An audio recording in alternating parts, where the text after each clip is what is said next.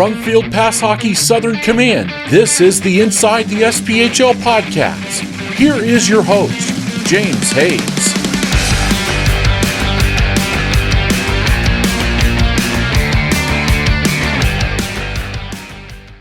Welcome to this week's episode of Inside the SPHL. The finals are set. We are going to have a first-time Presidents Cup champion crowned this year. It's going to either be Peoria or it's going to be Roanoke. It's going to be an exciting series nonetheless, because both teams have put on a show in this postseason. And for this episode, I decided that instead of listening to me mumble on, I'm going to bring guys on that have been right up close and personal with the teams all season long, including the playoffs. And so my first guest on the show is going to be Jason Ruff, the voice of the Peoria Rivermen. And without further ado, let's welcome him onto the show. Jason, thank you so much for joining me. How are you doing today? I'm doing fine, James. You know, you single-handedly making my Monday wonderful. You know, yeah. Mondays are normally Mondays, but I get to come on to Inside the SPHL. Automatically, Monday is now an awesome day. Well, that's good. I should have had you on sooner this season. I try to fill it up with players all season long because I think that's what people want. But, I mean, I forget you guys. People want to hear from you guys, too. Anything but me. That's what I've decided. No, they hear enough of us during the season. I always say I talk too much and say far too little. They don't want to hear from me. They already hear enough of me all this season. I got you. Last week's episode, it was just me, and I was just mumbling on. I doubt anybody even listened. I haven't even looked at the analytics to see how many people listen to it. I figured 2. So that's We've all been there. We've all been there. Yeah. So, but yeah, man. I mean, you guys have had an awesome season this year, and it's just, you know, it kind of started out slow, and I know I've said this a few times on the podcast. Everybody kind of forgot you guys didn't start your season out normal like everybody else with the ice issues in Vermilion County, and then once you guys got it going, it just went crazy. So let's kind of talk about the regular season here real quick, and just kind of tell me, is this the best Rivermen team that you've seen put out on the ice? I mean, I know the COVID season and then the season before that, those were good teams. This one looks really good. What's your take on that? Talking to Coach Jean-Guy Trudel and also a bunch of my predecessors who have held this position before me, because this is my first season in Peoria and in the SPHL, but talking to them about that and asking them, you know, where would you rank this team?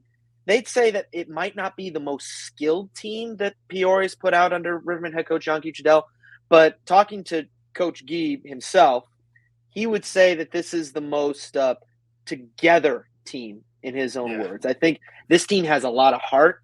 It has a lot of character. It has a lot of work ethic. And they've been through some trials and tribulations. I mean, just let's talk about Jean-Guy Trudel for a minute. He struggled to, you know, get guys to put on the roster here at the start of the season. I mean, I'm not just him, but everyone. And I talked to him about, you know, what are your goals this season? And, you know, I was fully expecting the normal coach speak. Oh, we want to win our division, you know, this, that, the other thing. Yeah. He just said, look, we don't care when we end up. We want to make the playoffs. That's goal number 1, and everything else, we'll deal with that when we deal with that. But this year, normally we want to be at the very top. This year, we just want to make the playoffs. And that was due in large part because of the fact that players were really hard to get at the beginning of the year. But Jean-Guy Trudel doing what Jean-Guy Trudel does, he finds guys, James. For example, bringing in Marcel Gabout, who I actually had heard of when I was at Michigan State. He was initially committed to go play hockey at Michigan State, wound it up at Sacred Heart. But bringing him in, give him a couple games, and all of a sudden he just starts lighting the world on fire. One of the best releases I've seen out of anyone in this season, except maybe Jordan Ernst, who's also on the team this year. You know, bringing in guys, making sure guys stay, like Zach Wilkie, making sure he was able to stay here at the SPHL level. Alec Bear, same way. Bringing some guys back like Jordan Ernst late in the year, like Mike Gertler. So a lot of the guys that Coach Trudel has been able to bring in have worked. And I think that's a big part of why this team has been so successful. They are just constantly, when they've added pieces, those pieces have clicked in and they've worked. Yeah, and it seems like it doesn't matter who it's coming from. That team scores goals. I mean, it comes from everybody. I mean, I know Bear had 80 points, which was the first time that's happened in the league in, I think, a decade. But, I mean, it's not just him scoring. You get guys, you know, Piotrowski, who I had a lot of experience with before down in Birmingham, you know, and he wasn't putting up numbers like he was this year. And then it's just everybody, you know, Godbout coming in. And it's just – you look at it. I mean, this team, they find ways to pull it off, and it's an impressive roster. So coming into the playoffs, I try to keep a hand on fans, Mm-hmm. and I mean, I'm sure all the SPHL fans don't like Peoria, so I don't know what it is. I mean, I had Alec Hagman on here before too because I know they don't like him, and I don't know why. I mean, I guess they just don't like guys. They'd love him if he was on their teams the way I look at it. And now people are tuning out right now as we go. Oh, we're done with this podcast. But anyways, I'm going to keep going.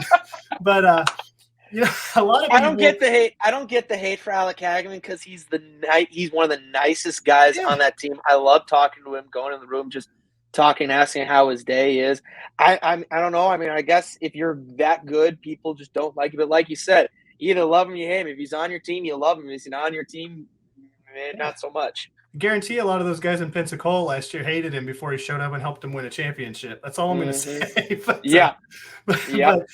But I mean, so I kind of try to keep track, and I know all the fans want Peoria. Peoria's they've been in. This is going to be the fourth finals they've been in, and everybody for some reason loves to see him choke. And so every playoff round, everybody's thinking, oh, they're going to get swept by this. Oh, they're going to get swept like this. Well, you guys showed up against Pensacola game 1, and you played in Pelham, and I mean, just lit the lamp.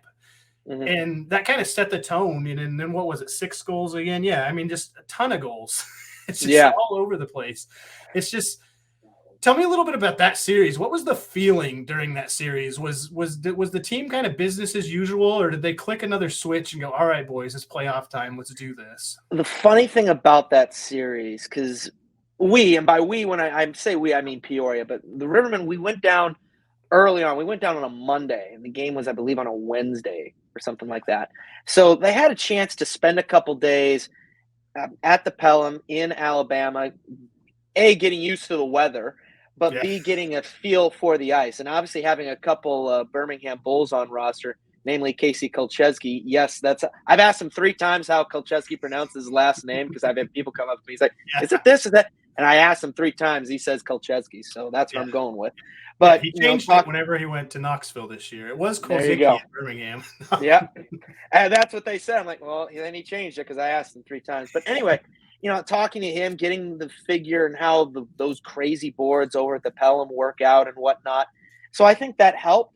But you also had a sense that there was a little bit of nervousness for all the old veterans that are on this team. And there are some veterans, guys who have either won a cup or have been in finals before. There are also some young guys who have been relied on this year who were making their playoff debut, including both goaltenders, I might add. So there was a little bit of nerves, and you could just sense, like in the first 10 minutes of that first period, that first game, there was a lot of nerves. I liken it to a heavyweight boxing fight where both fighters are just circling around, maybe throwing a couple of body blows, trying to feel the other out. No one wants to commit to making a big haymaker for fearing of missing.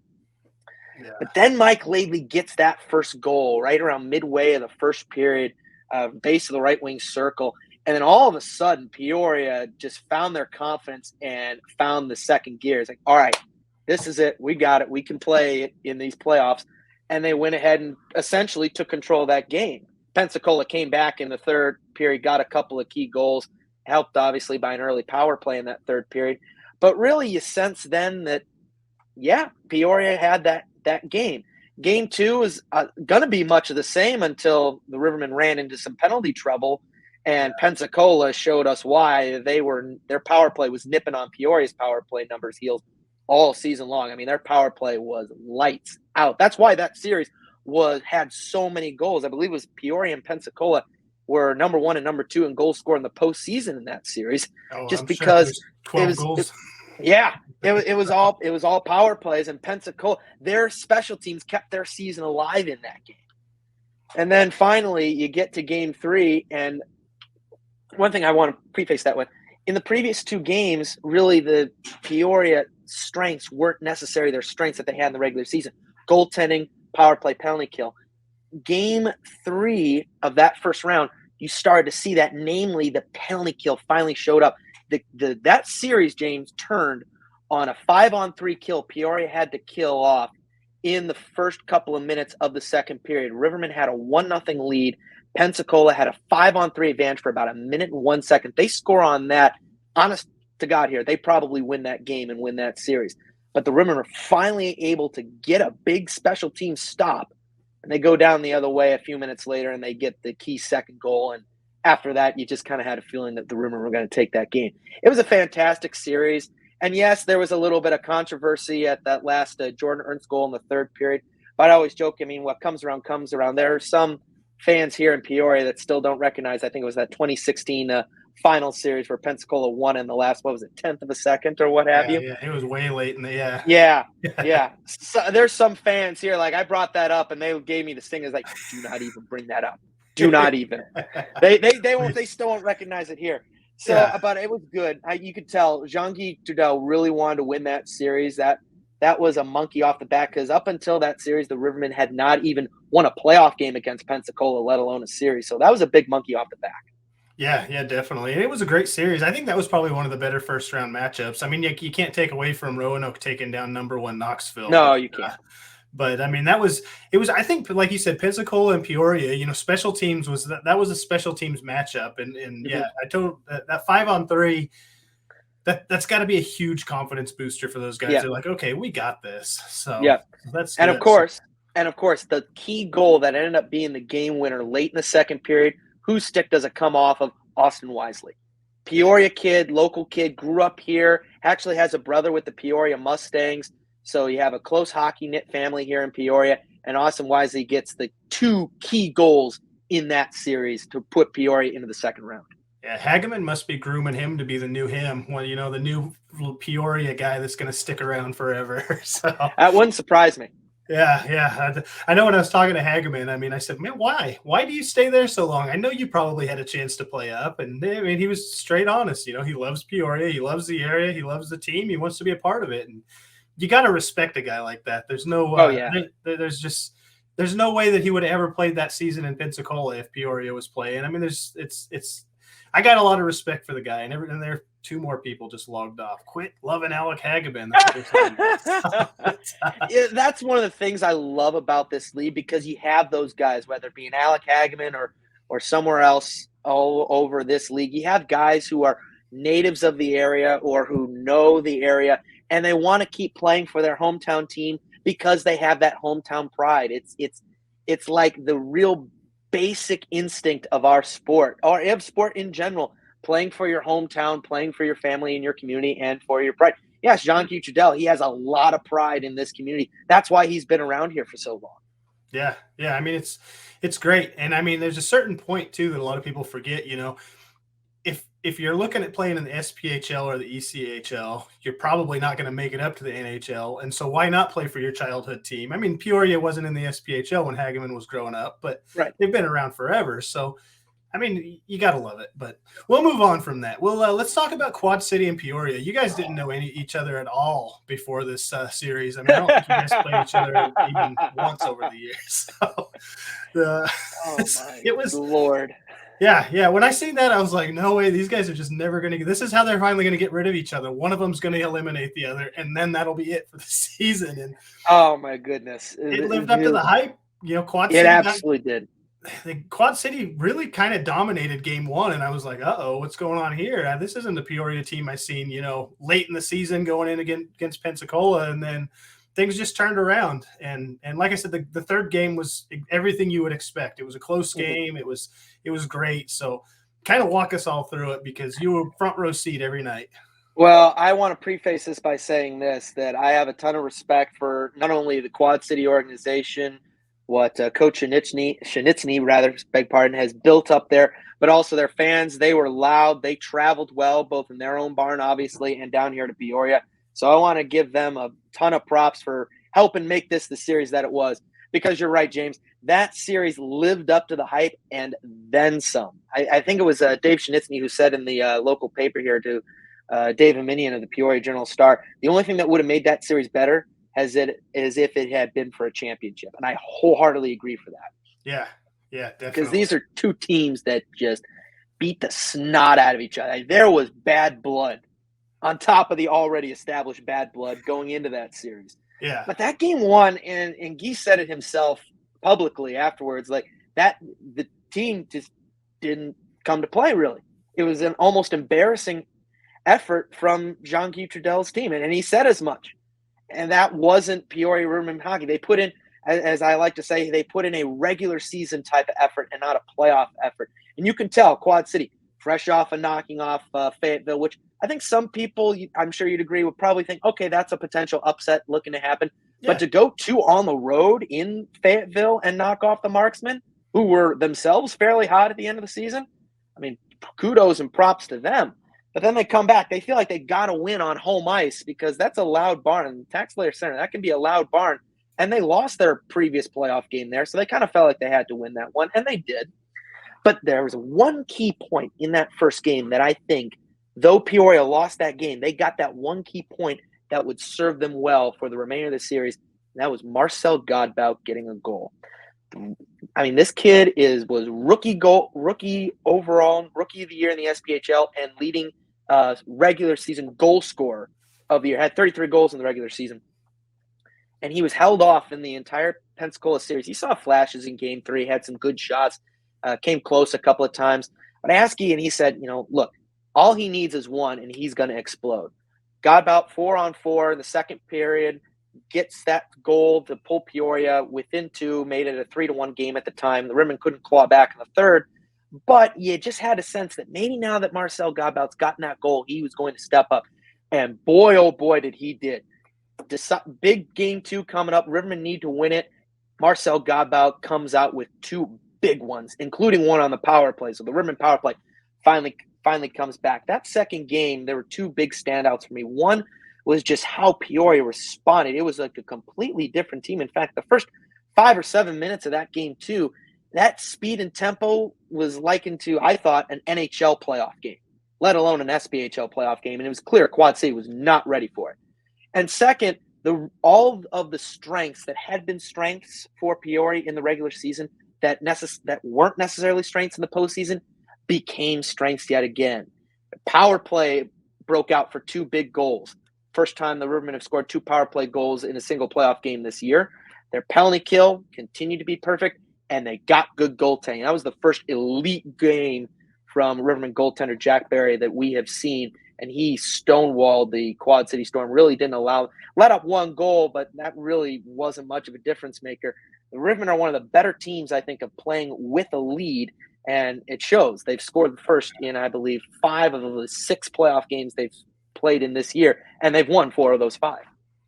Yeah, definitely. Has anybody told Marcel Godbout that he's a rookie and he shouldn't be playing clutch like that? I mean, has anybody informed him that that's not what rookies do? No. In fact, I asked Guy about Marcel Godbout, and I brought up the rookie, and he's flat out told me, yeah, we don't use the rookie moniker here anymore. It's late in the season. There are no rookies here. And that's part of it, I think. His mentality. I mean, yes, it helps that he had some games, I believe, with Pensacola previous year, though he didn't reach the threshold to drop the rookie status, so to speak. But I think having that confidence, he was actually originally supposed to go to Vermilion County.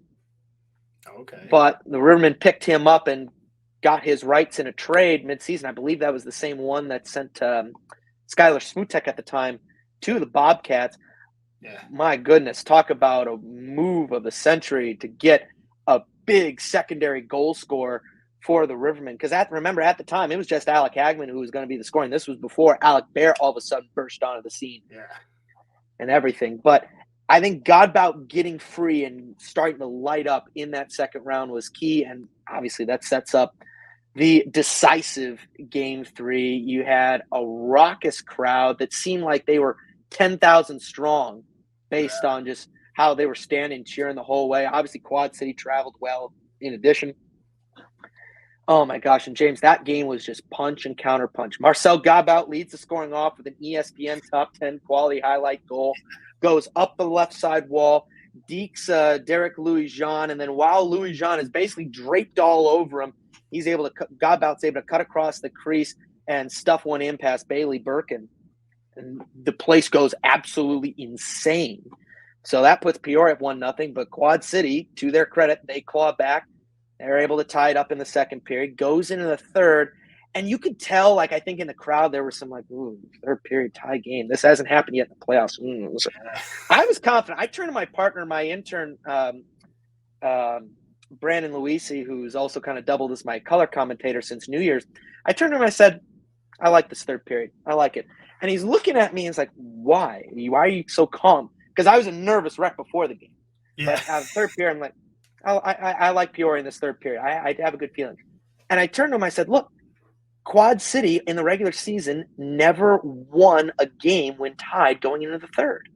They've come back a couple times. They've won a lot of games going into the third with the lead, but when tied, they haven't won a game. The Rivermen, when they've been tied going into a third period, they're 2-0-1-1. Yeah. Well. And sure enough, that's what happens. J.M. Piotrowski gets another short cycle. That was the other thing about that series. You saw a lot of weird goals from both goaltenders given up that normally you don't see. And I guess that's kind of the thing in the playoffs. Sometimes the goals that you think are for surefire goals, they get saved. And the goals you think that, oh, no chance, absolute no chance. Well, they wind up in the back of the net.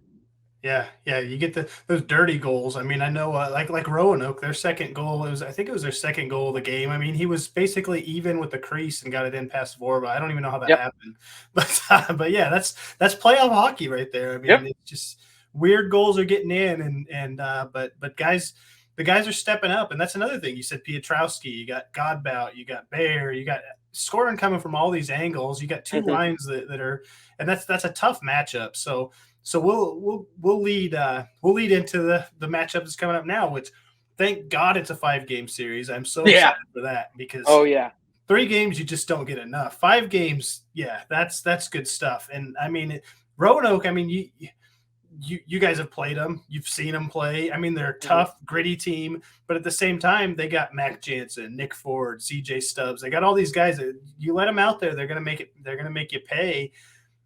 And I mean, I think it's going to be a good matchup. I'm excited about it. So kind of give me your preview of the matchup and how you feel Peoria is going to stack up against Roanoke and what they may have to do a little different.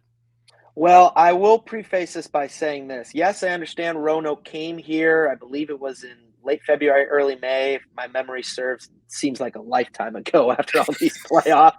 And the Rivermen basically handled them and handled business.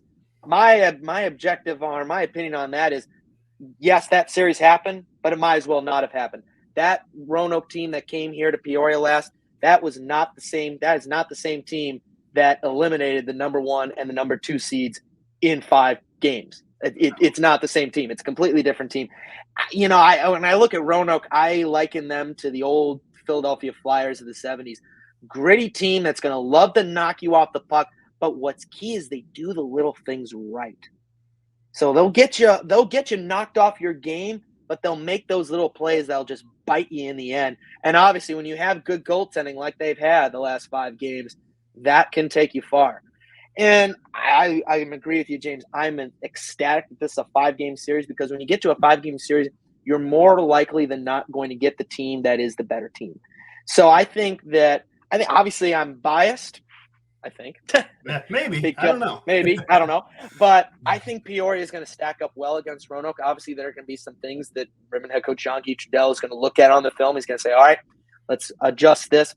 But I think where this one's going to come down to is 2 key things. It's going to come down to getting the first goal and goaltending. Whichever goaltender is able to make the saves and not give up those awkward goals from the short side or those mental errors that's going to squeak through you, that team, whoever does not have those goals, is going to have the decided advantage.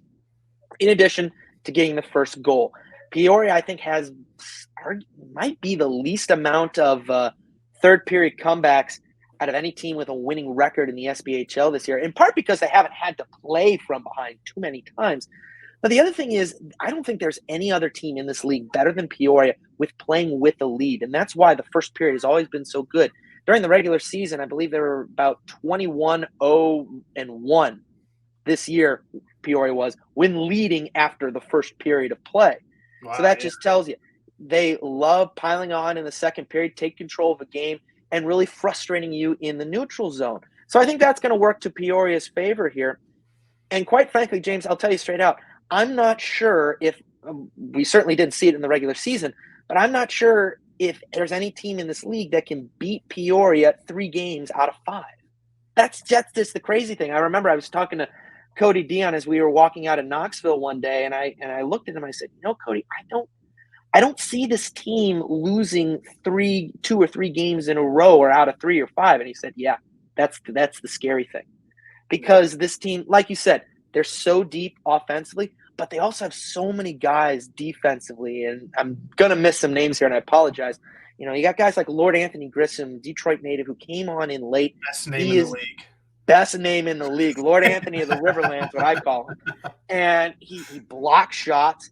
He can score from 180 foot down if there's an empty net. He already showed us that in these playoffs. But he loves to play the body. And Zach Wilkie, too. Talk about a guy who is arguably the most improved defenseman on this Rivermen team. He has shown an entirely new aspect to his game offensively. So patient with the puck, so confident with the puck. He'll circle the wagons if he has room around the outside and just wait for everything to reset.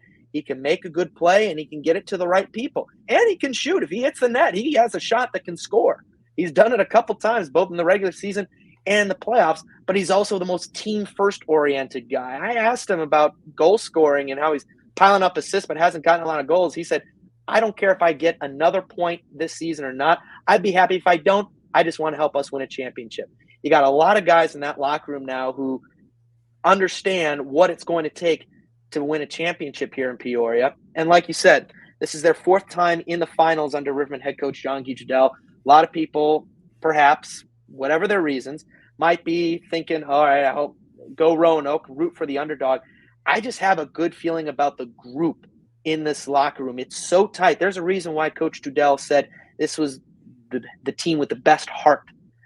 All those guys are so close. There's not really any kind of personalities in that locker room, guys putting me before team, in part because Coach Dudell doesn't really tolerate that, but also because that's just the culture that is in that locker room, whether you're a young guy who'd just been brought in, like a Robert Holyoke, for example, or you're an old veteran who's come in, like Mike Gertler, who came out of retirement for 2 years and now is playing some awesome hockey, or Jordan Ernst, who came down after, having some time in the ECHL, struggling with injury. He's come back. He's gotten 2 key goals in these playoffs. So everyone's on the same page. Everyone believes they can do it. Everyone knows what the price is going to be to win a 5-game series, basically to win 3 games. Yeah. I just have a good feeling about this team. I think that I don't want to say they're a team of destiny because obviously Roanoke has already claimed that moniker, as rightly they should. They've knocked off number 1 and number 2 seeds as the 8 overall seed. Yeah. But I think this team is in a very good place. They're not taking anyone for granted. They're going to put themselves in a position to win, and they're going to let the chips fall where they may. I really think this team is really in the right set mentally. And mentals in any sport, but especially in the game of hockey, is half the battle. Yeah, for sure. And you brought it up too, the defensemen. I don't think the defensemen in Peoria actually get enough credit because of the amount of goals that the Rivermen score. You kind of forget about those guys. And, And I mean, the defense is great. You got the goaltender, you got Levine, who's played more. I mean, I think Brian Billett was the only guy that played more games than him. And now you got Barry, who's, you got confidence in both your goaltenders in the playoffs. Yep. So in a 5-game series where you got, I think it's 2 back-to-back games, yep. It's you're going to need both your goalies. So there's a lot going there. And then one other thing I want to touch. So Roanoke, most penalized team in the regular season, most penalized team in the playoffs. So Roanoke's going to give that power play a lot of chances. I guess if history has taught us anything in this season. Yeah. So that's something that either Roanoke will have to figure out and what not to do, or Peoria is going to have to capitalize on, because I mean, 6, 7, 8 power plays in a game like they had against us. Yeah.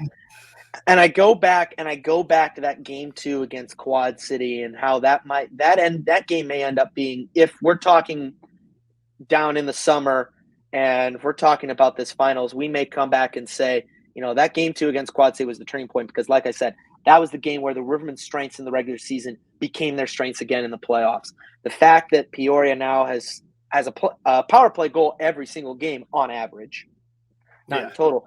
But you'll go back to that last game, that game 3, Rivermen get 1 power play. They got 1 shot, and they took advantage of it.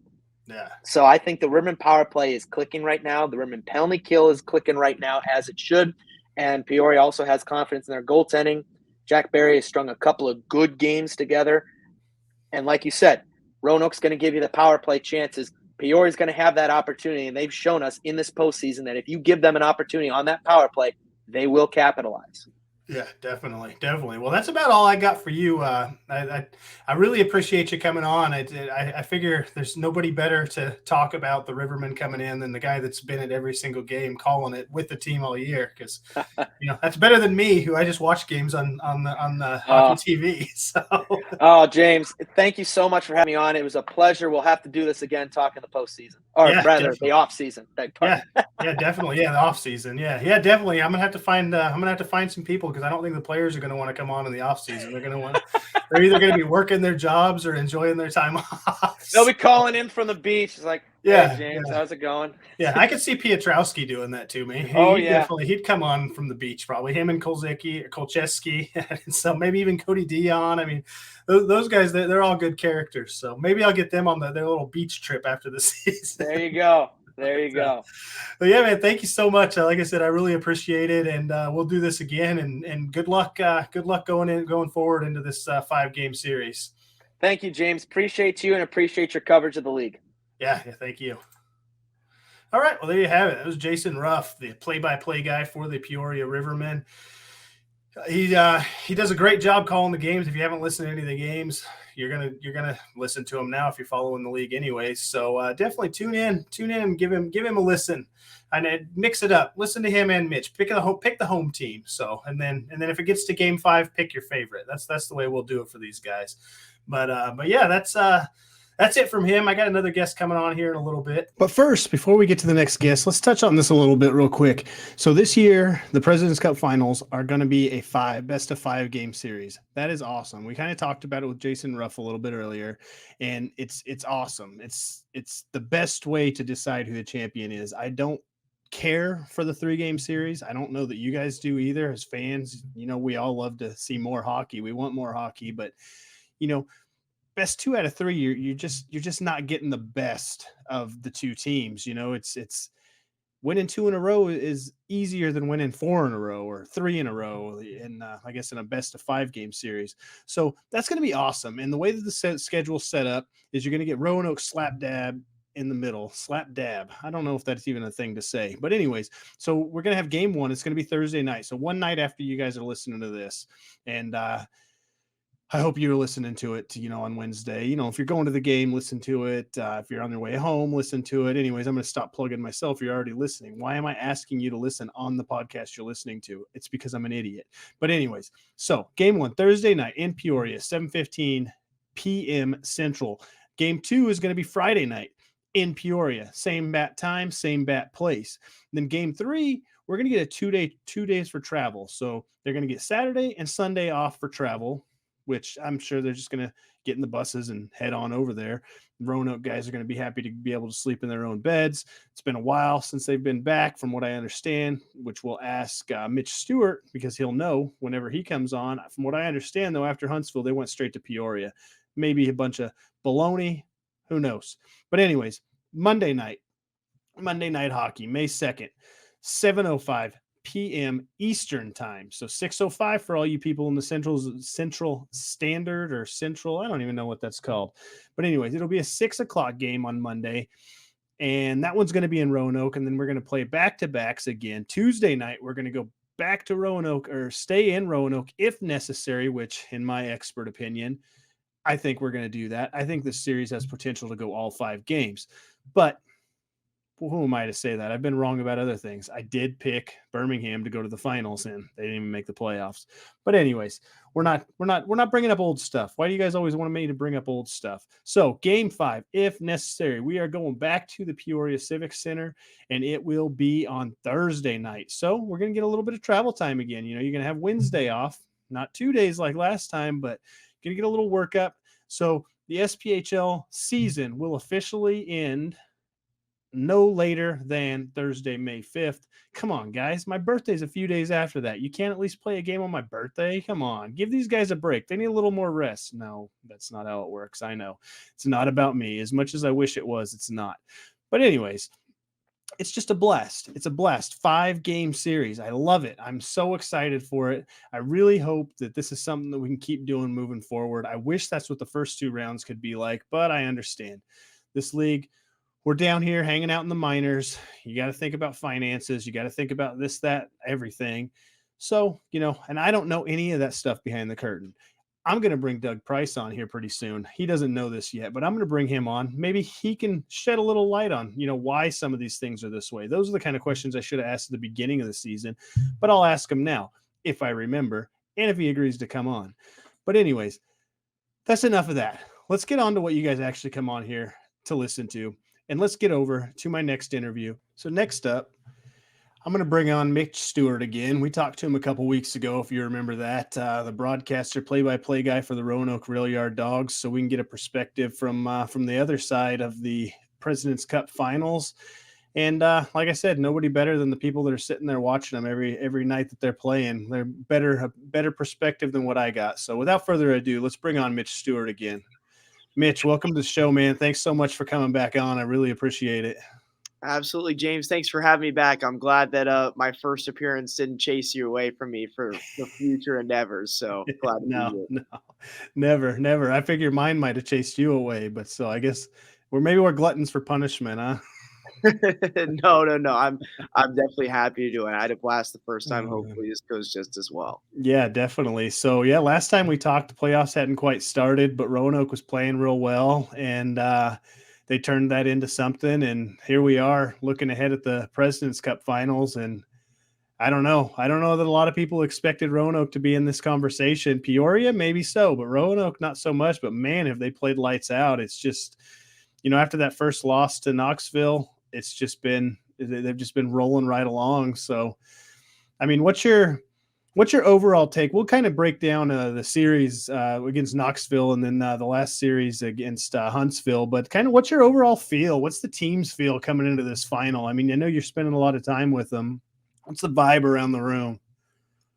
Yeah, I think the one word that kind of ties it all together is belief. And, even during that rough patch that they had that we spoke about the last time through February and March, the confidence was always high. I think the guys always believed in themselves and in the guys around them. And I think that it was just kind of a perfect storm of, finally getting rewarded for playing good hockey. And in addition to that, they got some really important pieces back, whether it was from guys in the ECHL or bringing in some rookies that have really been helpful from the college ranks. Sammy Bernard was outstanding down the stretch too. So I think that's part of it was, just having things kind of finally fall in place a little bit, whether it was the roster, whether it was just a couple of bounces going their way in some close games. And, now it's just, the guys are believing, in it. And, once they got it rolling against Knoxville in game 2, after they'd ended the regular season pretty strongly, there's kind of this aura, there's kind of this feeling that maybe they're kind of the team of destiny. They went through number 1, they went through number 2, and Peoria is going to be a really tough matchup. They're a very good team and very deserving of the other final spot against Roanoke. But I think that they're kind of feeling like, why not us at this point? It's kind of that feeling around the room. So it's been really exciting, been really special to kind of be around them and be able to be a part of their run from afar, from up in my spot in the broadcast booth. And I'm excited to see what they can do in this series. Yeah, for sure. So that Knoxville series, I mean, we kind of talked a little bit earlier about how, when we talked last time about who Roanoke matches up well against, and Knoxville wasn't a bad matchup. Huntsville was definitely one that you kind of hinted towards on the last podcast that would probably be a better matchup, which we'll get to that one in a minute. But, Knoxville, nobody really expected Knoxville to, they won the regular season, whatever that meaningless award is. I mean, they won the coffee trophy. I mean, it's a regular season award. That's what it is. But it means they accomplished a lot. They were a wagon all season long, and they kept going. They broke their own record for most wins, and they just had this great thing going. And then they show up to play Roanoke, and these two teams. Not a lot of people. They tend to forget Knoxville's kind of a tough team too. They're going to play you. They're going to punch you in the mouth every bit as much as Roanoke, in my opinion. That's the few times I've watched them play Birmingham. Maybe it's just because they'll play to what their opponent's playing. And Birmingham has been a pretty gritty team. We know Roanoke is. They're not going to step down from nothing. And I want to talk about before the series even got started. You have the Knoxville coach calling them, a dirty team. And obviously you guys have lived off of that. And then I seen something where Brant Sherwood said he got his stitches out and he's going to get every pound of flesh he can. And I mean, that just set the stage for an awesome awesome playoff series. I mean, I don't think I'd have been more excited for an SPHL playoff game or series than I was by just the pregame stuff going on. I mean, was that stuff really, was it talked about in the locker room? Was that like something, I know you're not in the locker room every day, but I mean, you talk to the boys. So, I mean, what did they know coming in about what the Knoxville head coach had to say about him? They were very aware of Jeff Carr's comments. So the way that kind of all went down is Jeff Carr made the comment about Roanoke being a dirty and undisciplined team that Monday leading into game one on Wednesday. And we had local media availability that Tuesday morning.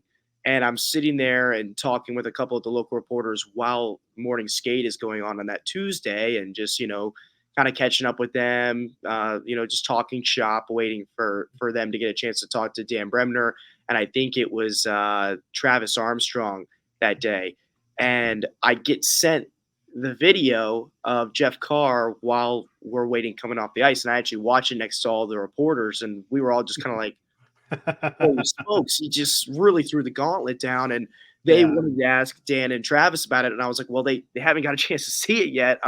You're going to have to give me a minute, when they come off the ice, to let them watch the video, process it for 10, 20 seconds before you're going to ask them about it. And, I thought that they both handled it pretty well. And they just kind of had the attitude of, whatever the outside noise is, whether it's from fans or from an opponent or whatever it is, we're just going to focus on what we're going to focus on. And that's, getting the job done on the ice. And they definitely adopted that moniker, the Dirty Dawgs, or the team or the organization really did anything with it. It was the players. They loved it. They fed off of it. A couple of the guys that were here the 2019 playoff year when Peoria chose Roanoke in the first round for the challenge round, despite Roanoke being a 5 seed, kind of compared it to that, where they kind of thought that Peoria overlooked them or maybe kind of disrespected them by choosing them.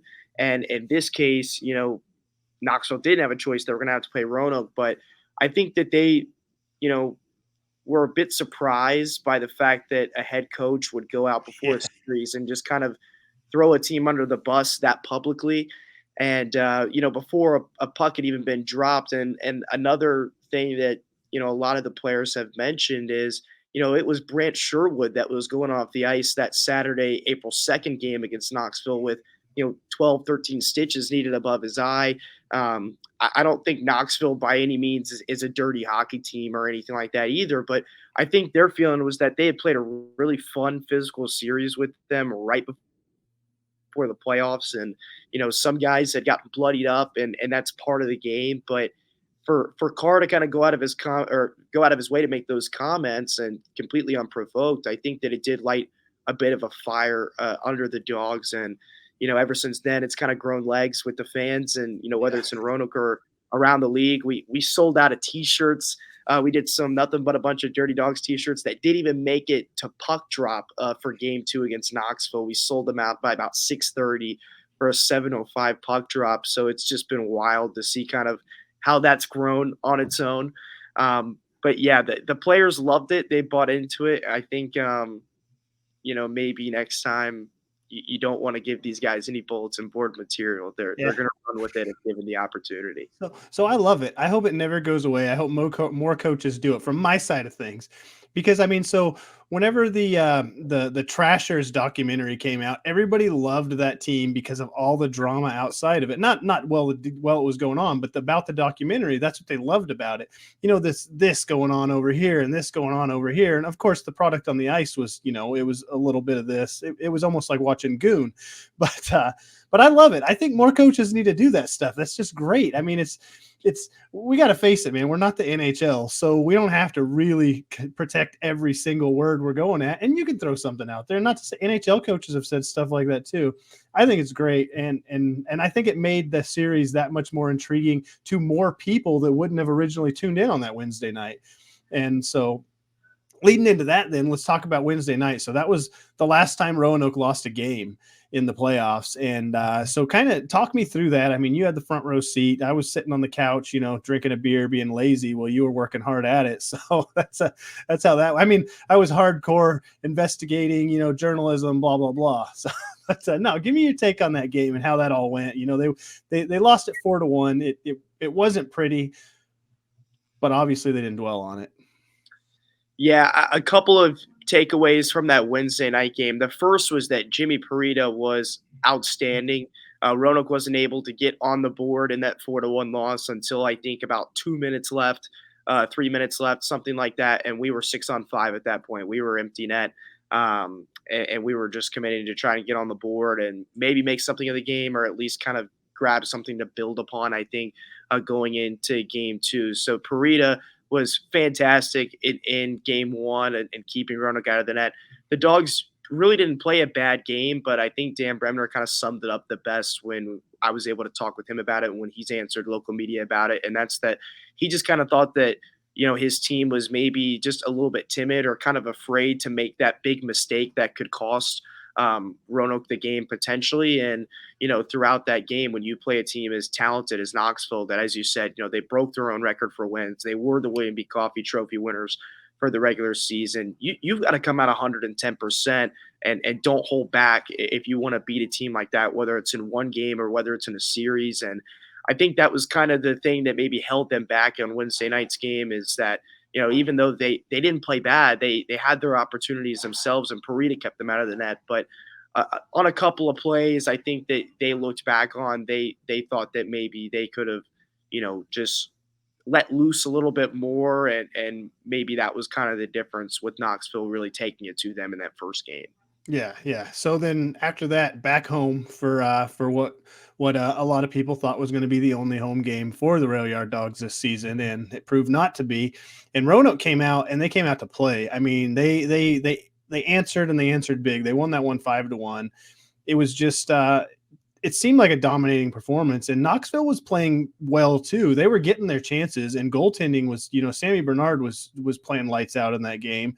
So walk me through that one, and let's kind of take a look at that game and how that seems like the game that kind of turned things around. And early, I mean, this is early in the playoffs, but it turned things around, obviously. So kind of walk me through that one.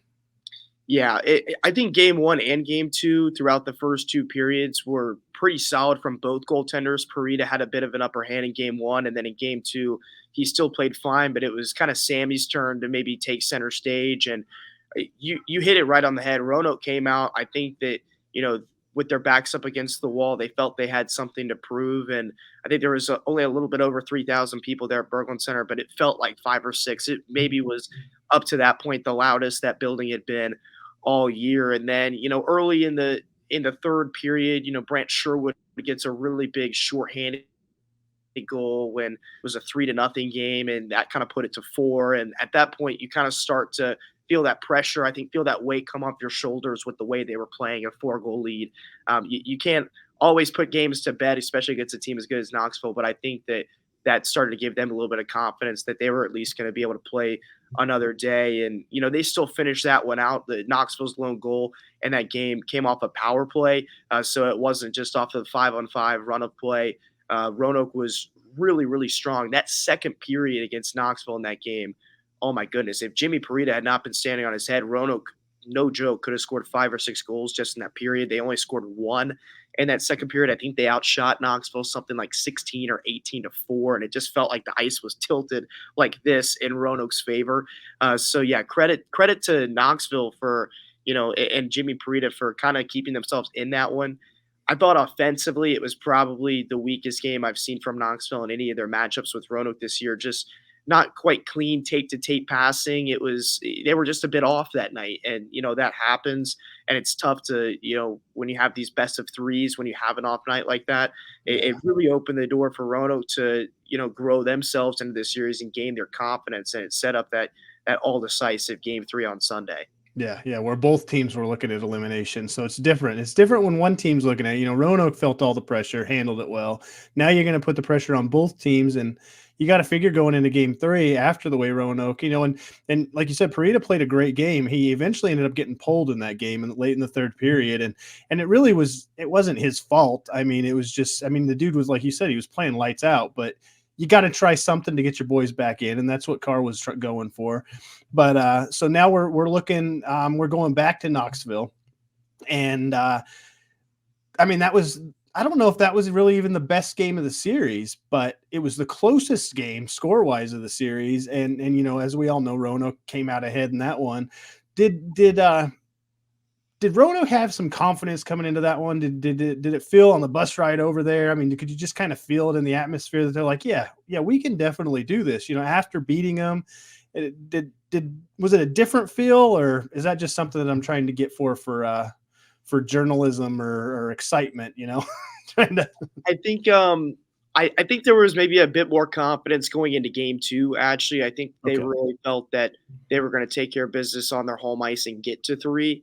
And I think once they followed through on that feeling, I think that definitely did give them some confidence going into game 3. Now, that schedule from game 2 into game 3 was a really tight turnaround for both Roanoke and Knoxville. I know we dropped the players off at the hotel at like 4 in the morning, and then everyone who was not on the active roster, so beyond the 20 players that are technically healthy and on the active playoff roster, the other 7 of us on that trip, we went and got everything set up over at the arena, the Knoxville Civic Coliseum. So my head and the 7 of us, our heads hit the pillow probably about 5:30 or 6 that morning. So I was on like a totally different clock the whole next day, just trying to take care of what I needed to get taken care of. So I wasn't around the guys as much, and was kind of trying to give them their space to focus and be together as a team and get ready for that night. But there was kind of just that very quiet kind of mood going in where they felt locked in. And I think that you saw that at the start of the game. By the time we hit the first media timeout, it's 2-0 Roanoke. And I think that, even a Roanoke fan or even the players, like if you had told them before that game, like, hey, you're going to have a 2-goal lead, with 55 minutes left, like they would have been like, huh? And then they would have been ecstatic about it. And, their play really followed that up, that hot start. Knoxville was able to get a power play goal to make it 2-1. And then in the second period, that third goal for Roanoke just really kind of, I felt like gave them that jolt. The difference I felt like in the game was that Stepan Timofeyev, who's an excellent player for Knoxville, had a breakaway. Sammy Bernard's able to make the stop and keep him away on basically a 1-on-him, just a 1-on-0 breakout. And then Roanoke had basically the same exact opportunity about 5 minutes of game time later. Nick Ford, on his opportunity, was able to tuck it by Christian Stead, who had come in relief of Jimmy Parita in that game. And to have those 2, really similar chances, and one goes against Knoxville, goes in favor of Roanoke, and then, the Dawgs take care of their own. And that's the difference in a 2-2 game or a 3-1 game, which is what it ended up being. Roanoke just was able to kind of step up in those big moments in the third period. Sammy Bernard made a couple great saves to kind of keep that 2 cushion intact. The defense was scrambling all over their own zone to clear pucks and block shots. And, they just took care of business when it came down to those clutch moments. And then, once, they got through the third period of that game, then, on that bus ride back and you start rolling into the week preparing for Huntsville, then the confidence really started to grow for those guys. Yeah, definitely. I imagine, and like I said, I agree with you on this. I think the matchup for Huntsville and Roanoke it was a very good matchup for Roanoke. Not to take anything away from Huntsville, it's just the way Huntsville plays. Roanoke's really good about taking that away, and so, yeah, I imagine going into that one, the feeling was probably a little better. And like you said, and when Timofeyev was on that breakaway, I'm sitting here, I'm like, this is how Knoxville gets back in it, because Timofeyev, I mean, I've been riding on his coattails all season long, talking about how good he is. I mean, the dude can score, and he scores clutch goals too. And so, I mean, that was great. So goaltending, it was one of my doubts coming into this was the goaltending in Roanoke, and that series proved to me after game 1 that goaltending is not going to be a problem. So now let's move on to where goaltending might end up being a problem. So let's go on to Huntsville. So in that game, the first game against Huntsville, the first game against Huntsville in Huntsville, right? Or no, that one was in Roanoke. Yeah. Okay. Yeah, sorry. I'm getting my notes mixed up in my brain. I'm trying to look down and there's nothing there. But so Sammy Bernard gets ran into and he goes down and he finishes the period out. And then there's a new man in net. And I mean, he's no stranger to big moments. He's no stranger to being a successful goaltender. He has struggled, though. And so I know the boys in the locker room had all the confidence in the world, but the rest of us, and I mean, I don't want to speak for the Havoc players, but they're probably like, oh, yeah, we can get right back on this one. We got this. And that wasn't the way it went. And I don't know. You walk me through that game. I mean, walk me through the emotion of that game that even you had. I mean, whenever you see your number one goaltender go down, and I mean, you know how well he's played. I mean, what was your thought process at that point? I mean, yeah, that's all. Go ahead. Yeah, that game one was wildly entertaining. It kind of had a little bit of everything. It kind of started out as, I think I called it the ref show. There was 4 power plays apiece in the first period, and it wasn't like it was that chippy or that kind of undisciplined of a game. 1 or 2 penalties for both teams too. It wasn't just against Roanoke, not just Huntsville, but just like phantom calls that you don't even see the contact, and they're sending guys to the box, and Roanoke was able to come out of that first period up 2-1. And could have been up 3-1. They had a quick whistle on 2 different opportunities throughout that game in the first and second period that disallowed what should have been clean goals. And on the second opportunity, Roanoke was able to get a power play goal on that same power play. So it didn't really matter, but could have been up 3-1 entering that first intermission. And you brought up Sammy got charged into by Cole Reginato, and I think it was just a pure hockey play. Reginato, I think, was on kind of a half breakaway, cutting across our last defenseman, and was kind of trying to split that gap in behind our last defenseman and also get around Sammy's right pad as he was kind of crossing from that right wing circle to the left wing circle, and just kind of ran out of real estate. And Sammy was able to shake it off and get back to his skates for the rest of the period. But I think he got back into the locker room, and from what I was able to kind of put together, it seems like he just wasn't 100%, had some stiffness and maybe could have gone. He stayed on the bench, dressed out and everything. So I guess if something had happened to Austin, he would have been able to go. But they looked to Austin, and, like you said, Austin's no stranger to this. He's, been one of the better goaltenders in the league throughout the past couple of seasons. And, he was third in minutes played in the regular season, even though he didn't get a lot of time down the stretch. In fact, I think after our 9-game road trip ended, he only played 1 more game the rest of the regular season, and it was against Huntsville. And he got a 4-2 win over the Havoc in that start. So I think that, that at least recent familiarity for someone that maybe hadn't been getting a ton of game time was probably helpful. And, also you got to give him just so much credit, because it's already tough to come in and start a game when you haven't been playing a whole ton recently, but to come in cold in the middle of a game that is super tight, game 1, and just step up kind of in that situation, all, huge credit goes out to Austin Rodebush, because that takes, a different mental mental framework to kind of wrap yourself into that position and be good to go. And, on top of that, I think you hit it on the head too by saying the guys kind of responded to him. They trusted him back there, but, they knew that was a tough situation he was going to go into. And, when he would make a pad save, they were making sure they were getting to that second bounce and clearing the puck away. They put 5 goals in the back of the net on the SPHL goaltender of the year, Hunter Vorba. So they were doing their job to make sure that they could let Austin kind of ease his way into the game and gain his confidence and relax a little bit himself in net. So, a whole lot going on that game, from, maybe disallowed chances to, the goaltender switch, but a lot of offense from both teams. I think that Roanoke's defense, though, 5-on-5 throughout this playoffs, has impressed me most. That game 3 against Knoxville, the only goal was a power play goal. Game 2 against Knoxville, the only goal was a power play goal. Game 1 against Huntsville, 2 of the 3 goals were on the power play, and then you don't give up a goal in game 2 against Huntsville. So if you look at the last 4 games, they've only given up 1 goal in 5-on-5 play against Knoxville and Huntsville, which is just outstanding when you look at it like that. So really strong showing in game 1. And once you can make sure that you took care of business at home, I think that kind of sets you up, where you only needed 1 out of 2 when you made the trip down to the Von Braun Center.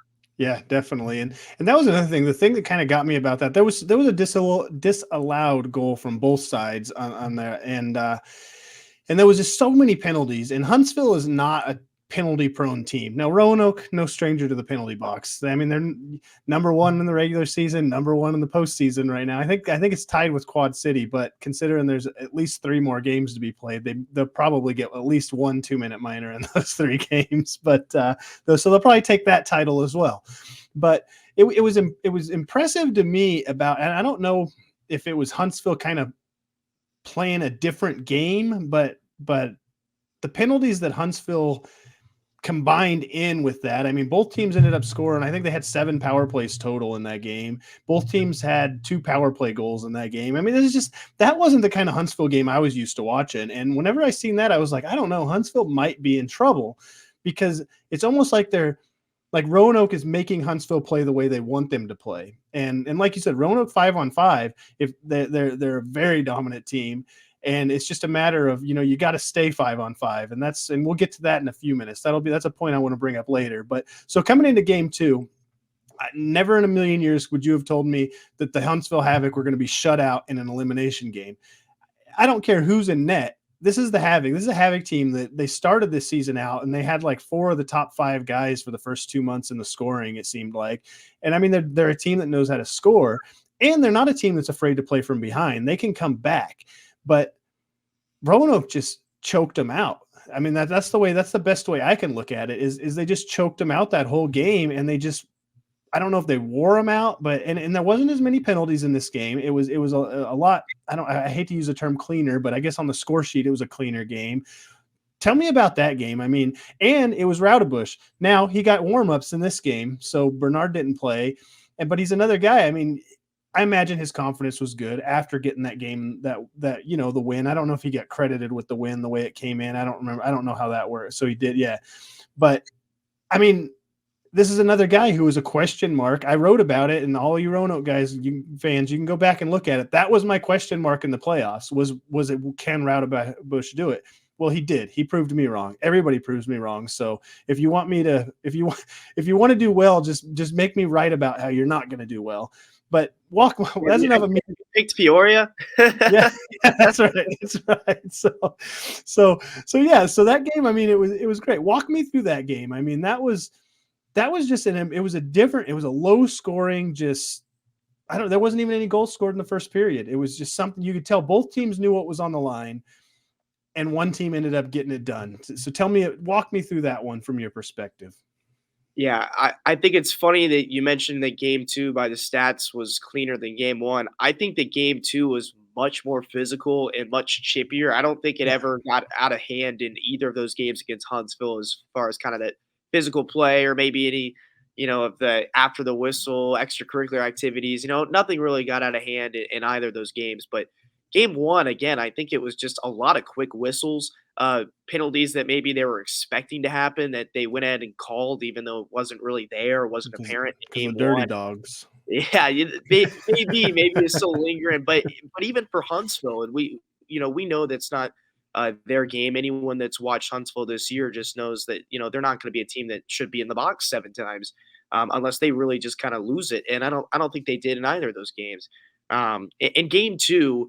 What I was really surprised by is it almost felt like we had like a Freaky Friday situation where Huntsville and Roanoke switched bodies, because in the first period, Huntsville was coming out and hitting everything that was moving, and Roanoke was kind of the team that came out, and they were the prettier passing, kind of more skilled build up, creating the better opportunities in that first period, even though neither team was able to score. So we got to the first intermission. I'm kind of just sitting there like, what did I just watch? Like the white jersey team, like they're not really landing a whole ton of hits, but they look really darn good when they're in the offensive zone. And then the team in red is the one that's out here just bodying guys into the boards, and kind of felt like they maybe had that little extra bit of energy. But I think that you can maybe attribute that to their experience and having their backs up against the wall.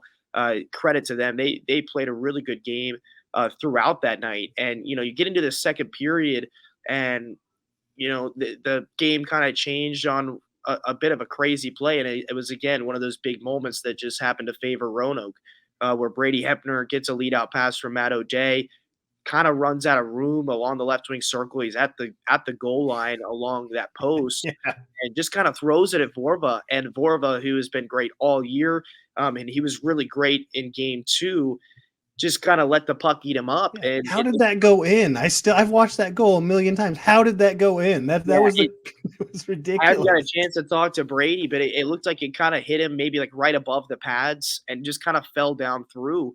And you could just kind of see it barely pop out the back. But they count all the same. So, Hepner got Roanoke on the board, and the shot count's a little misleading for that second period. I think it was like 14-3 for Huntsville. But Roanoke still had their offensive chances. They just weren't hitting the net other than the one goal they scored. And then you get into the third period and, Nick Ford gets that big rebound goal, again on a great save by Vorva. Ford just made a great effort play to make sure he was trailing in behind, able to clean up aisle 5, so to speak, and get that in the back of the net and make it 2-0. But throughout that game, I mean, the defensive effort in front of Austin was immense from all the guys, whether it was the guys along the blue line, whether it was the forwards getting back and getting in front of, shots themselves. And I think that was the first time this year that Roanoke has scored less than 3 goals and won a game. They had not done that all throughout the season. Even they had 2 shutouts in the regular season. Austin had both of them against Macon and against Evansville back in December. But Roanoke had not won a game in which they had scored less than 3 goals all regular season and into the playoffs. So Roanoke, I think that's a testament to what they were able to do defensively in that game. And it was all around, from the guys out in front of Austin to Austin himself, who had a 36 save shutout and was just absolutely incredible in that game and net for the Rail Yard Dogs. He had 1 save in the second period where he jumped to make a stop, popped back out to his glove side. He kicks that one out back to the opposite post on his blocker side. And I think it was Nukovic that was coming downhill. And he somehow got his right skate out to the post and got a piece of the puck, and it just kind of rolled back toward him, and he laid on top. So he made 3 incredible saves that were like jumping up, down to his left, down to his right, all the way out to the post, doing the splits in quick succession, where it was like, that was big time. That was not SPHL level goaltending whatsoever. It was flashes of what we've seen last year. Yeah, it was incredible on that sequence what he was able to do, and he was able to kind of do those things all night. He answered the bell every time that Huntsville was knocking on the door, and the team too, as they got that lead in the second period, their confidence once again kind of began to grow, and when they were able to get that goal in the third period and go up by 2, even though I think there was about 6-7 minutes left in the game, you just kind of felt like the way that their effort was in the defensive end, that they weren't going to relinquish it. And, they were able to take care of it and get to the Presidents Cup final for the first time in franchise history. Yeah. We're going to have a first-time winner. No matter who wins it this year, it's going to be somebody that did it for the first time. That's always cool. That was great. I mean, I don't know. That was a series. I was expecting that one to, even though Roanoke won the first game, I was still expecting it to go 3. And I mean, that just shows this team. I mean, during the regular season, they're up and down, and then just all of a sudden everything's just clicking for them, and it's fun to watch. And so heading into going to play Peoria now, or actually, I wanted to bring up one thing about that second game. So that early Piacentini penalty, it almost looked like he was trying to do to Armstrong what Armstrong did to him the night before. And that might have been the coolest thing I've seen Piacentini do. I love the guy. I mean, it's just, you got like, I don't know if Armstrong is the tallest guy in the league, but he's close. And then Piacentini, he might not be the shortest guy, but he's close. And just to see those two, kind of the two captains, kind of dish things back and forth to each other. I wish they wouldn't have given him a penalty for it, but that was probably the coolest, funniest thing I've seen happen. And it just shows, the emotion in that game. And I mean, I don't know. I laughed a little bit. That's the kind of stuff I like to see, kind of like I like to see coaches talk crap about other teams, but that's just me. So, but yeah. Yeah, I think I had 1 or 2 little zingers that I had for Piacentini on my broadcast throughout. I think they kind of made the rounds, but I have a lot of respect for his game, kind of like you were saying. I'm sure whatever, dumb joke that I got off for my enjoyment for those 3 seconds, I'm sure he's heard them all, but he's got the heart of a lion, really. I mean, when you consider what he's able to do year in and year out here in this league, and is always a really good contributor on one of the top teams year in and year out for Huntsville. A lot of respect for him.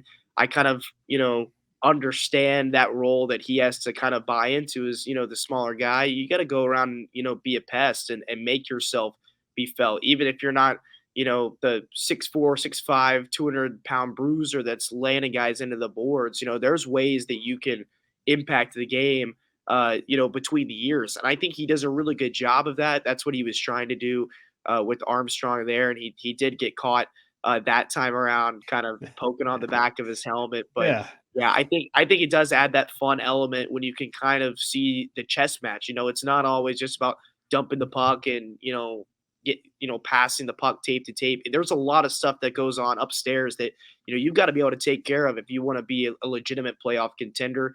And, you can kind of see he was trying to maybe get Roanoke rattled a little bit. It didn't work for him this time, but yeah, he's a super talented player and got a lot of respect for him and for what Huntsville was able to do all season. They're a very good team.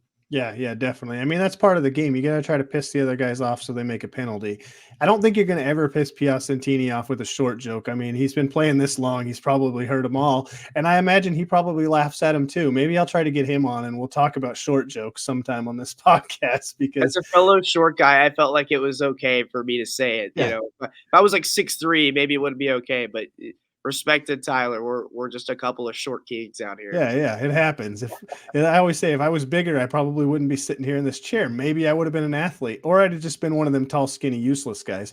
You never know. But let's move on to let's preview what's coming on. 5 games. I love it. I was saying it earlier before I brought you on, and I probably already said it here because I'm excited about 5 games. I think that's a great way to decide the champion this year. 3 games is just not enough. It's just not. I don't like 3-game series. I understand it, but I'm really happy it went to 5. And a couple of things, my takeaways heading into this one is, so Roanoke's going to have to, Peoria's power play will make you pay. Peoria has a very good power play. So Roanoke's either going to have to not commit as many penalties, which I don't know. In my opinion, I don't think I think their game is set. This is how they're going to play. And it's not taking anything away from the way they play. Sometimes they do things that end up putting somebody in the box, or the power or the penalty kill unit is really going to have to step it up because you're getting scoring from every angle. I mean, Peoria's got 2 different power play units they can put out there on you. And I think that is going to be one of the key points during this series is special teams. And like you had already mentioned, 5-on-5. Yeah, I think Roanoke, they can neck and neck 5-on-5 with Peoria. And they proved, this is the 3rd best team in the league this season that they're playing. So they've proved they can do it to number 1 and number 2. So there's no doubt that they can't do it with number 3. But I feel like that. And then another question I have for you, whether you can disclose it or not, is there going to be 2 healthy goaltenders coming into this series? Because back-to-backs and then a couple of days off and then back-to-backs, you'd like to think that maybe another guy's going to get a spot in there to kind of give, Bernard or Raudabash a night off. So I don't know if you can divulge any of that information or if they even tell you that. I assume they do, but you can tell me they don't just to keep yourself, safe. No, but that's my take on it. You kind of give me your outlook on this coming in. Yeah, I'll start with your last question. I can tell you right now, I have no idea who's getting the nod on Thursday night. I think it's a great problem for this team and head coach Dan Bremner to have right now because Sammy was statistically the best goaltender in the playoffs for the first 3 games in 1 period that he played. And then Austin Raudabash comes in and he's now statistically the best goaltender in the playoffs with what he's been able to do in the 5 periods of work that he's had in net for Roanoke. So, Sammy's practicing every day. So from what I can see, at least at surface level, he looks like he's at least healthy enough to go. I don't know if he's 100% or what that all is, but I don't know if he's not either. So yeah, at this point, I would expect that they're both available, just with them both practicing. And, we'll have to wait until about an hour before puck drop on Thursday to see who it's going to be. And I don't know if there's going to be rotation or anything like that either. That's going to be something that I think both teams will have to manage. And Peoria's got a pretty solid tandem of their own and Jack Barry and Eric Levine. So gonna be really interesting to see what Guy and what Dan are able to put together throughout this series, just in net, because they both have good options and they appear to be healthy for both teams. So that kind of creates a bit of a chess match there. Going back kind of to your special teams talk, I think Roanoke has done a better job in the playoffs of cleaning up a little bit where, they might still be going to the box 4 or 5 times a game or something like that. But there were times throughout the season where they they were really picking up just silly penalties, things that could have been easily prevented, where now it kind of feels like they're just more, natural, flow of the game type penalties that, just kind of happen sometimes. Or in that, case in game one against Huntsville, where both teams were just going to the box for whatever, the Breathing official wrong. felt like. And we were kind of left with, our palms open, wondering what gives, what's going on. But yeah, I think you make a great point. Peoria, whether it's their power play or just that top line that they've had that's been, up at the top of the points leaders all year, just like that group from Huntsville has, they're going to be, a force to stop that Roanoke's going to have to really focus on. And then Peoria's brought in a couple guys here later in the season. We saw Lord Anthony Grissom's debut when Roanoke played there in Peoria back in the beginning of March. Ernst has come in and been a big point contributor for them as well during the playoffs, a couple of really clutch goals for the Rivermen. But I think it really does boil down to, what is Roanoke able to do, whether it's on the penalty kill against that top power play unit or just five-a-side hockey, what they can do against that top line for Peoria. Because I think that the depth actually might favor Roanoke a little bit more when you get to those second and third lines or second and third pairings. And that's nothing against Peoria. They have a very solid, very good team. You have to be very good to get to this point in the postseason. But I think that the edge for Peoria may lie at that top line. And then kind of when you get to that second and third, that may be where Roanoke can kind of retake the advantage in this series. For Roanoke themselves on the power play, they had struggled, up and down throughout the season. And then Knoxville, they weren't able to score on, I think, all 10 of their chances in those 3 games. But they kind of found it a little bit more in their 2 games against Huntsville. They got the 2 power play goals in game 1. And then in game 2, they had some good opportunities. Vorva made a save or 2 that kind of kept Huntsville in it in, a tie game or a 1-goal game, whatever it was at those points when Roanoke got the man up. But Roanoke's power play has kind of found a bit more of its groove here in the past couple games as well. So, if Roanoke and Peoria both want to play that physical, chippy, gritty style and, maybe both teams end up in the box more than they would like to, Roanoke might have their own chances to kind of take advantage of that special teams tug of war and maybe get a couple of 5-on-4 goals themselves that could help turn the series. But I'm excited to see it as a best of 5 like you are. I think that these teams matched up pretty well with each other back in January, where we kind of had the tale of 2 different nights where Peoria came out on fire, then Roanoke did. The styles are very similar. And then, when Roanoke came out here in March, very different team, not only just the mentality back then, but the roster makeup. There's a lot of guys that are here now for Roanoke that weren't here back then. So I think that, the first 2 rounds are pretty indicative that you kind of just have to throw the regular season out the window. And I think that the Dawgs are definitely ready to kind of put that March series behind them and hopefully have some success here in Peoria on Thursday, Friday night. That way that they can set themselves up to take care of business on Monday and or Tuesday back in Roanoke. Yeah, definitely. Yeah, it's going to be good. And I kind of harped a little bit on Roanoke with all their penalties, but Peoria, they have 73 total penalty minutes, and which is to Roanoke 77. So it's not like they're perfect on the ice. They're going to give Roanoke chances as well. And so that's why I just kind of feel like this series, I don't know what it is about this series. I just feel like special teams is going to be a big role. And because I said that there's not going to be a single penalty call, even if it goes to five games, just because, everybody likes to prove me wrong, but no, but it's, I don't know. I'm really looking forward to it. And I think this is great. It's a great story either way you look at it. I mean, if it goes against you, Peoria's finally going to get it. Everybody's going to hate that. And because, everybody outside of Peoria, because nobody likes them for some reason. And I had that talk with Jason Ruff a little earlier, but and then if Roanoke gets it, it's an 8 seed walking through 1, 2, and 3, and everybody hates them because they're so dirty. I don't know. I don't even think anybody even ever thought of them dirty until, right before the playoffs. Maybe, I don't know, maybe some Fayetteville fans, since you guys know each other so well, but I don't know. But anyways, that's enough for me. I mean, do you got anything else you want to add? No, I don't think so. I think that, we're just really excited, all around the room, whether it's the front office staff, the hockey ops staff, these players, and Dan. We're excited to have this opportunity for the organization to have their first chance at some hardware here in the SPHL in year 5.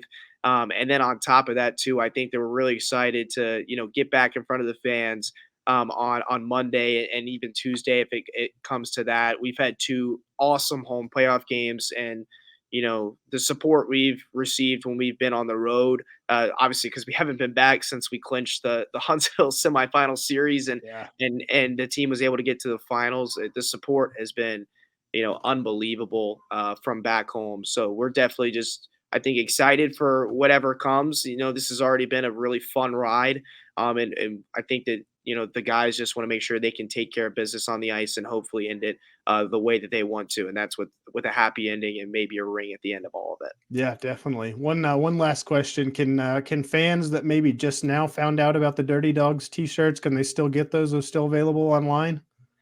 I don't know if the pre-order is still available. I think that the pre-order may have expired. Don't quote me on that. I've been a little out of the loop from the front office. Yeah, you're not hanging around there. So I've been yeah, on the road. But I know that they did do a pre-order after we sold out of the shirts for game 1 against Huntsville, and that had a great response. But I think that the plan was to get them in this week so that we could have them here in town for the time that we get back home for game 3 and game 4. That way the fans can rep those Dirty Dawgs in the stands and have those T-shirts ready. And I can't even begin to imagine how incredible that atmosphere is going to be. Even for a Monday or Tuesday night, I think that our fans are going to, pack it in pretty well. And even if it's, even 3,000 or 4,000, it's going to feel like double that just because the passion that they bring. So you'll have to double check about the shirts, or maybe you're going to have to try and sweat some people on the SPHL fan pages and start offering double prices or something like that. See if you can pry it away. But